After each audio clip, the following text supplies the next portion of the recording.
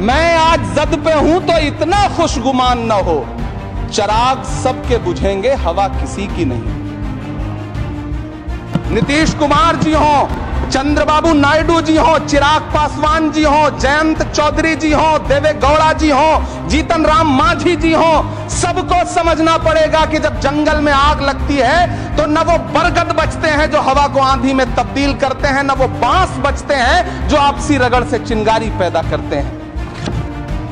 सभापति महोदय, अंडमान की जेल में काला पानी की सजा काटकर अपनी जान देने वाले मौलाना फजले हक खैराबादी हो या शेर खान अफरीदी हो, वो भी तो इसी जमीन के लिए अपनी जान दे रहे थे ना। सभापति महोदय, पाकिस्तान के खिलाफ लड़ते हुए अपनी जान देने वाले महावीर चक्र विजेता ब्रिगेडियर उस्मान हो या पाकिस्तान के पैटर्न टैंक उड़ाने वाला परमवीर चक्र विजेता वीर अब्दुल हमीद हो, वो भी तो इसी जमीन के लिए अपनी जान दे रहा था ना। मंत्री जी, मैं इस सदन में अलग ऐलान ये कहता हूं कि जब भी इस देश की जमीन को लहू की जरूरत होगी, आपसे 2 कदम आगे इमरान खड़ा मिलेगा, ये मैं आपसे यकीन दिलाते हुए कह रहा हूं। जिस बिल को मुसलमानों के हुकूक की हिफाजत करने वाला बिल बताया जा रहा है, उसी को पेश करने के लिए और उस पर बात करने के लिए लोकसभा में भाजपा सरकार के पास एक भी मुस्लिम सांसद नहीं है। जिस वक्त, मैं लोकसभा कह रहा हूं, सुना करिए, जिस वक्फ बिल को मुस्लिम महिलाओं को हक दिलाने वाला बताया जा रहा है, उसे संसद में पेश करने वाली पार्टी के पास न तो राज्यसभा में, न लोकसभा में, न देश की किसी विधानसभा में एक भी मुस्लिम महिला सदस्य नहीं।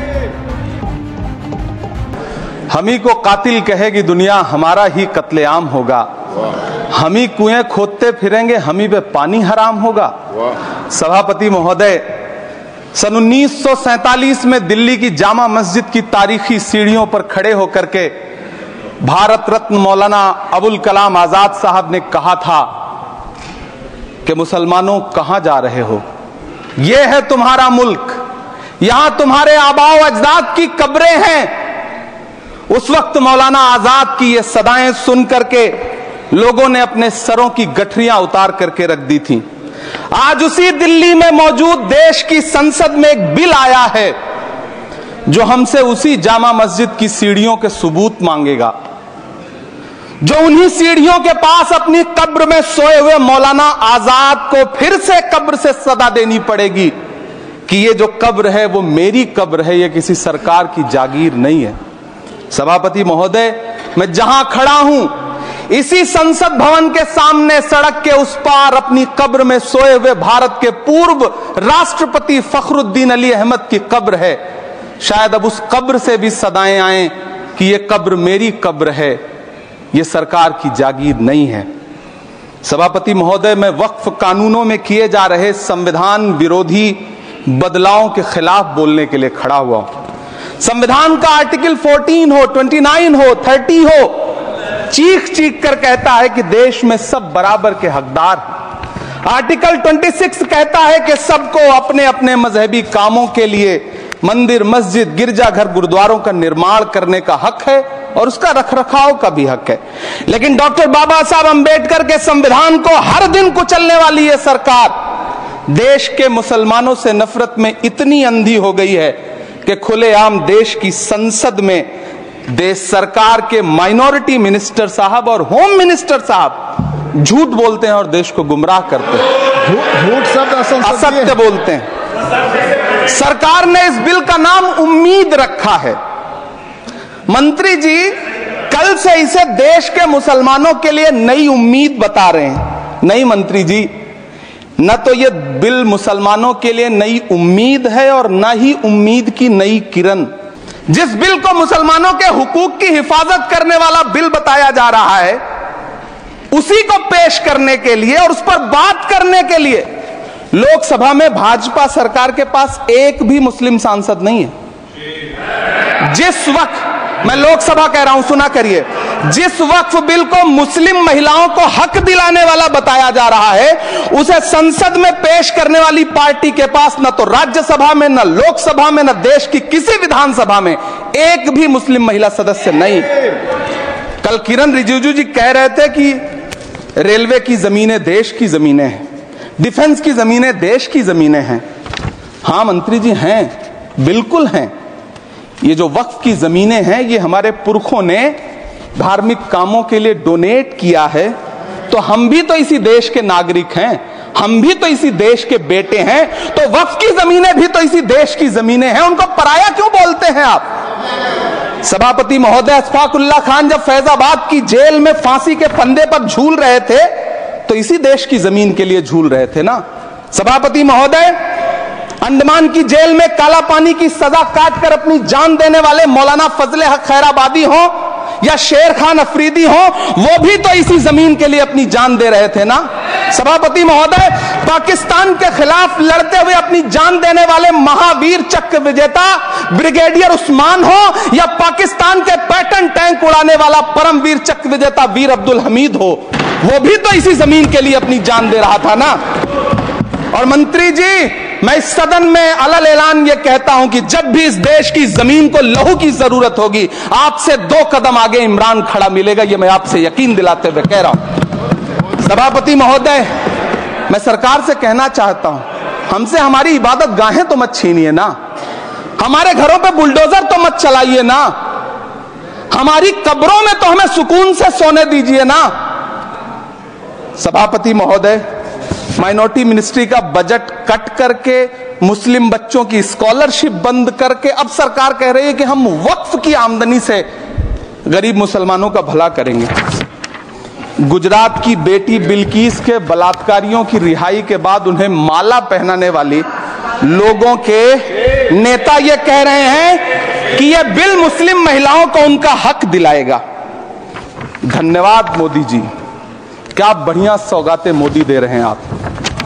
पहले हमें गुजराते मोदी दिया, आप सौगाते मोदी दे रहे हैं। लेकिन यह सरकार इतना याद रखे कि इसी ठसक के साथ देश की संसद में सीए का कानून भी लाया गया था और कहा गया था बड़े बड़े भाषण देकर के कि पड़ोसी देशों से हिंदू भाइयों को ला करके यहां नागरिकता दी जाएगी। लेकिन मैं आपके संज्ञान में लाता हूं सर कि पिछले इतने दिनों में इनसे नागरिकता लेने के लिए 2000 व्यक्ति भी नहीं आए, जबकि इसके उलट इन्हीं की सरकार में पिछले 10 साल में 15 लाख से ज्यादा भारतीयों ने भारत की नागरिकता छोड़ करके दूसरे देश में जाकर के बस गए। यह हुआ उस कानून का अंजाम। सभापति महोदय, इसी तरह की जिद के साथ किसानों के खिलाफ भी कानून लाए गए थे। जिस तरह आज वक्फ के फायदे गिनाए जा रहे हैं, उसी तरह से किसानों को भी कृषि कानूनों के फायदे गिनाए गए थे। लेकिन अंजाम क्या हुआ? 700 किसानों की शहादत लेने के बाद सरकार को अन्नदाता किसानों के सामने घुटने टेकने पड़े और कृषि कानून वापस लेने पड़े। जिल्ले इलाही, जमहूरियत जो है वो नफरत और ठसक से नहीं चलती है, अकड़ से नहीं चलती है, उसमें सबकी हिस्सेदारी जरूरी है। कल देश के माइनॉरिटी मिनिस्टर ने लोकसभा में खड़े होकर एक शेर सुनाया था कि मुझसे कोई बदगुमान न हो, तो मैं उन्हें एक शेर सुनाना चाहता हूं कि मैं आज जद पे हूं तो इतना खुशगुमान न हो, मैं आज जद पे हूं तो इतना खुशगुमान न हो, चराग सबके बुझेंगे हवा किसी की नहीं। नीतीश कुमार जी हो, चंद्रबाबू नायडू जी हो, चिराग पासवान जी हो, जयंत चौधरी जी हो, देवे गौड़ा जी हो, जीतन राम मांझी जी हो, सबको समझना पड़ेगा कि जब जंगल में आग लगती है तो न वो बरगद बचते हैं जो हवा को आंधी में तब्दील करते हैं, न वो बांस बचते हैं जो आपसी रगड़ से चिंगारी पैदा करते हैं। सभापति महोदय, जब देश को मनमोहन सिंह साहब जैसा काबिल प्रधानमंत्री मिलता है तो देश को आरटीआई जैसा एक्ट मिलता है, सेज जैसा एक्ट मिलता है, मनरेगा जैसा एक्ट मिलता है, लिबरलाइजेशन मिलता है, राइट टू एजुकेशन मिलता है, नेशनल फूड सिक्योरिटी एक्ट मिलता है।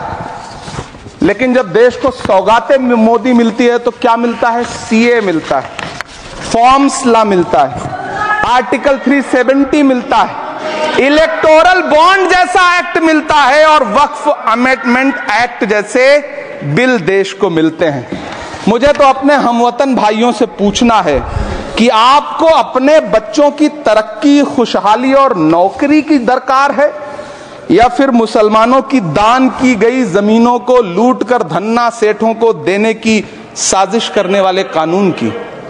सभापति महोदय, यह सरकार रात के 3 बजे तक पूरे देश को जगा करके संसद में अपने ही नागरिकों को नीचा दिखाने के लिए वक्फ बिल ला रही थी, तो उधर रात के 1:30 बजे अमेरिका हम पर 26% टैरिफ लगा रहा था।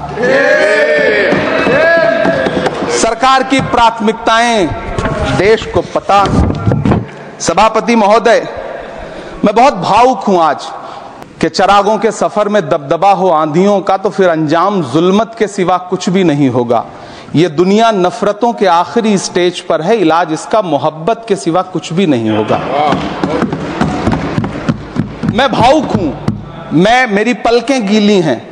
अगर देश की एक बहुत बड़ी आबादी को लगता है कि आप उसका भला करने के लिए नहीं, बल्कि उनकी इबादतगाहों, उनकी कब्रिस्तानों, उनकी खानकाहों को बर्बाद करने का बिल ला रहे हैं, तो फिर आप अगर समझाने में नाकामयाब रहे हैं तो यह आपकी नाकामयाबी है। पहले समझाइए, उसके बाद कोई बिल लेकर के आइए, तब शायद हम आपका इतनी पुरजोर तरीके से विरोध ना करें। लेकिन सभापति महोदय, मैं अंत में सिर्फ इतना कहना चाहता हूं कि इस बिल में जो भी पॉइंट्स दिए गए हैं, बॉम्सी पोर्टल देख लीजिए, सरकार का झूठ आपको पकड़ में आ जाएगा। हम डरे नहीं हैं, हम सिर्फ सरकार से अपील कर रहे हैं कि हमें अपना समझिए।